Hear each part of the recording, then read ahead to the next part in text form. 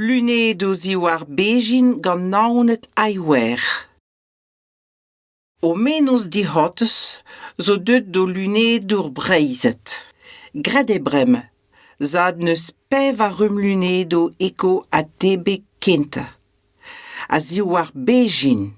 A merk lunedo naonet aiwer, a gemer personan e digreski a zotre dre a plastik.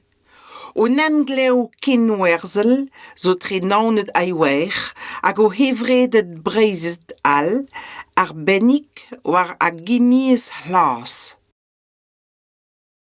Nevezadus e a begin, avek din plijet produio d'an jurs vid gounit ne.